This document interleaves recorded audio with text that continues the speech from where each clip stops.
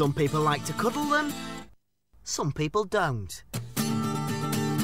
Although many of us eat the meat from animals every day, most of us would be against animals being tortured or treated with cruelty, wouldn't we? It's a difficult subject to start to think about. You might accept that it's okay to eat animals, but would it make a difference to you if you knew that your turkey had spent its life living in a place like this? With the single market, products are coming into the UK from many different countries where the attitude to animal cruelty might be different from ours. So what can the European Parliament do to help us make the right decisions? We spoke to the RSPCA, the organisation that works to protect all animals in the UK. Let's look at the issue of animal welfare. I'm here with RSPCA representative Peter Krask. Hi Peter, Hi. Nice to meet you. What's the EU's position on this issue then? The European Union recognises that animals are sentient beings, meaning they have feelings and they feel pain and so on.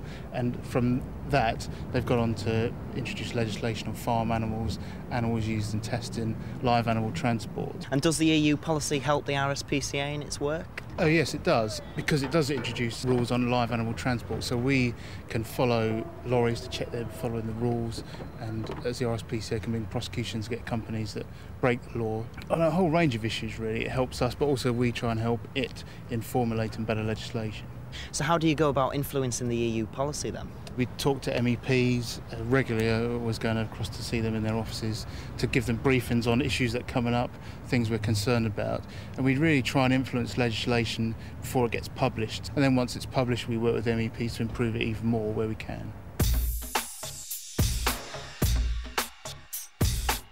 Let's look at one area of animal cruelty, the testing of makeup and hygiene products on animals. Hopefully most of us would agree that using soap and toothpaste every day is a good thing. Some of you probably use makeup, but how do you know those products weren't tested on animals to make sure they wouldn't make your eyes itch or your gums sting? This is a difficult and controversial area. In many cases, animals are being bred just to be used for testing things like cosmetics and then killed. Yet if these products aren't tested on animals, how else can we make sure they're safe for humans to use? I'm here with Sean Gifford from BUAV, an organisation that works to end animal testing around the world. Hi Sean. Hello. Sean, can you tell me, how big a problem is it in the European Union? It's actually still a very big problem. Last year alone, there was about 10 million animals that were used in scientific experiments in the EU, and it's happening behind closed doors. And how bad is it then? Do the animals really suffer? Well, sure. I mean, these are animals like dogs and cats and rabbits that we share our homes with.